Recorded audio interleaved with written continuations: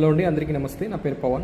ఈరోజు టాపిక్ వచ్చేసి ప్లాస్టిక్ అన్నమాట. అంటే మనం మన పూర్వీకుల కాలంలో మట్టి పాత్రలు కానీ, అరిటాకులు కానీ, విస్తరాకులు కానీ, ఇలాంటి వాటిల్లో భోజనాలు కానీ, మట్టి పాత్రల్లో వంటకాలు కానీ చేసేవాళ్ళం. బట్ రాను రాను ఏమైపోయిందంటే ప్లాస్టిక్ అనేది ఒక అత్యవసర వస్తువుగా మారిపోయింది. ఈ కాలంలో ఏంటంటే మనం ప్లాస్టిక్ని నిషేధించాలి, ప్లాస్టిక్ సంచులు వాడకూడదు, లేకపోతే ప్లాస్టిక్ ఐటమ్స్ వాడకూడదు అనేది మనం తరచూ వింటూ ఉన్నాం. కానీ ఇప్పుడు ఏంటంటే ఆ మైక్రో ప్లాస్టిక్ అనమాట. అంటే అతి సూక్ష్మమైన ఈ మైక్రో ప్లాస్టిక్ పర్యావరణంలోకి విడుదలవుతుంది. అంటే త్రూ మనం వాడి పడేసిన బ్యాగ్స్ అవ్వచ్చు, ప్లాస్టిక్ ఐటమ్స్ అవ్వచ్చు, అవి భూమిలో కలుషితం అయ్యేసి, లేదా సముద్ర జలాల్లో కలుషితం అయ్యి, నదులలో కలుషితం అయ్యి, ఇలా ఇవి అక్కడున్న జలచర అంటే జీవుల్లో, అంటే చేపలు కావచ్చు, ఇతరత్ర జీవులు కావచ్చు, వీటిల్లో కలిసిపోయి అవి మనం తిరిగి మళ్ళీ మన మానవ శరీరంలోకి చేరుకునేదానికి ఆస్కారం ఉంది. ప్లస్ ఆల్రెడీ చేరుకుందని అధ్యయనాలు చెప్తున్నాయి. ఇప్పుడు దేశంలో 2 కోట్ల టన్నులకు పైగా ప్లాస్టిక్ వాడకం జరుగుతుంది. ఇది 2030 నాటికల్లా 7 కోట్ల పైకి చేరుతుందని ఒక అంచనా అంట. దీంట్లో మనం కేవలం 8% మాత్రమే రీసైకిల్ జరుగుతుంది. అదేవిధంగా ప్రతి ఒక్క వ్యక్తి సగటుకి ఒక 11 కేజీలు ప్లాస్టిక్ వాడకం జరుగుతుందంట. అదేవిధంగా చివరికి మనిషిలో కలుస్తుందంట. అంటే చివరికి గాలి, మనం పీల్చే గాలి, మనం తాగే నీరు, మనం తినే ఆహారం, చివరికి చెప్పాలంటే గుండె ఊపిరితిత్తులు, ప్లస్ మనం తల్లి బిడ్డకు పాలిచ్చే ఆ పాలల్లో కూడా ఈ మైక్రో ప్లాస్టిక్ చేరిందని రీసెంట్గా చెప్తుంది. ఇది 0.2 సైజ్ కన్నా తక్కువ ఉంటే మానవ శరీరంలోకి ఈజీగా చేరుతుందంట. దీనివల్ల అనేక పరిణామాలు దారితీయచ్చు. ఏంటంటే మన మానవ మ్యూటేషన్లో అంటే మ్యూటేషన్స్ చేంజ్ అవ్వచ్చు, మార్ఫాలజికల్ క్యారెక్టర్స్ చేంజ్ అవ్వచ్చు, క్యాన్సర్స్ రావచ్చు, హార్మోన్స్ పైన, ఎండోక్రైన్ సిస్టమ్ పైన ప్రభావం చూపించి హార్మోన్స్ ఎట్లా పడితే అట్లా బిహేవ్ చేయొచ్చు.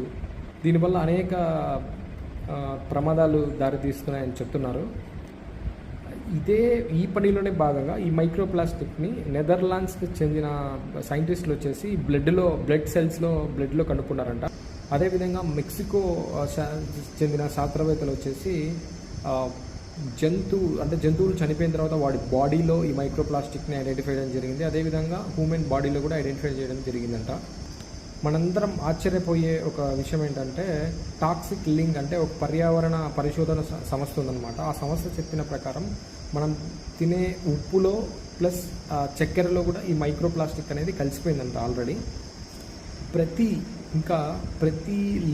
సముద్రపు లీటర్ నీటిలో ఈ ప్లాస్టిక్ని ఫైండ్ అవుట్ చేశారంట. అదేవిధంగా ఆ నదుల్లో కానీ సముద్రాల్లో కానీ ఉంటున్న ఆల్రెడీ జంతువులు ఉంటాయి కదా కొన్ని, అంటే చేప కానీ, రొయ్యలు కానీ, ఇలాంటి వాటిల్లో కూడా ఈ ప్లాస్టిక్ అనేది కలిసిపోయిందంట.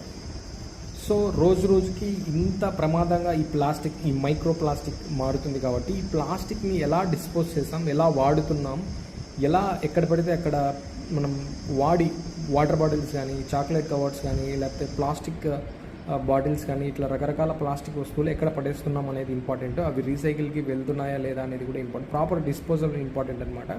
ఇది మన కర్మ కొద్దీ సరిగ్గా కమ్యూనిటీలో కానీ ఇట్లా మన ప్రచారం అంటే పెద్ద ఎత్తున ప్రచారం అయితే జరగట్లేదు.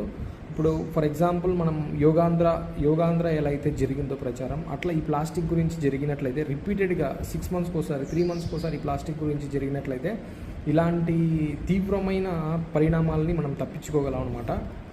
ఇంకోటి ఏంటంటే ఈ ప్లాస్టిక్కి ఆల్టర్నేట్ అంటే మనం తినే వస్తువుల్లో కానీ, మనం నిత్యావసర ఉపయోగించే రకరకాల విధుల్లో కానీ ఈ ప్లాస్టిక్ని మనం రిప్లేస్ చేసుకుంటూ వెళ్ళాలి. అదేవిధంగా వంటింట్లో కానీ, బయట మనం వాడే ఇది కానీ, మనం తాగే వాటర్ బాటిల్ కానీ, మనం తీసుకెళ్లే క్యారీ బాక్సెస్ కానీ, లంచ్ బాక్సెస్ కానీ, ఇలాంటి వాటిల్లో కూడా ప్లాస్టిక్ని రిప్లేస్ చేసి స్టీల్ బాక్సెస్ కానీ, లేకపోతే ఇతరత్ర ప్లాస్టిక్కి ఆల్టర్నేట్గా ఉండేటట్టు మనం చూసుకుంటే పర్యావరణానికి మంచిది, మనకి మంచిది.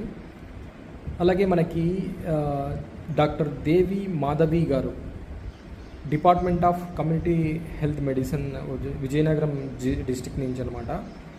ఈ మేడం గారు ఏం చెప్తున్నారంటే ఈ మైక్రో ప్లాస్టిక్ బాడీలో చేరితే హార్మోన్స్ మీద ప్రభావం చూపిస్తుంది, దాని తర్వాత ఇంటెస్టైన్స్ పైన ప్రభావం చూపుతుంది, దాని తర్వాత క్యాన్సర్స్ వచ్చే అవకాశం ఉంది. సో ఈ ప్లాస్టిక్ వాడకాన్ని నిదానంగా మనం తగ్గిస్తూ వస్తూ దీన్ని రిప్లేస్మెంట్గా గాజుని కానీ లేదు అంటే స్టీల్ పరికరాలు కానీ వాడాల్సి ఉంటుంది అని మేడం అయితే చెప్తుంది. సో ఇవి ప్రభుత్వం దీని మీద మనం కాన్సన్ట్రేషన్ చేసి కమ్యూనిటీలో కానీ అలా సిటీలో కానీ స్ప్రెడ్ చేస్తే ఈ ప్లాస్టిక్ మీద అవేర్నెస్ అనేది ఎక్కువ ప్రజలకి పెంచుకొని ప్లాస్టిక్ వాడకం తగ్గించే అవకాశం అయితే ఉంటుంది.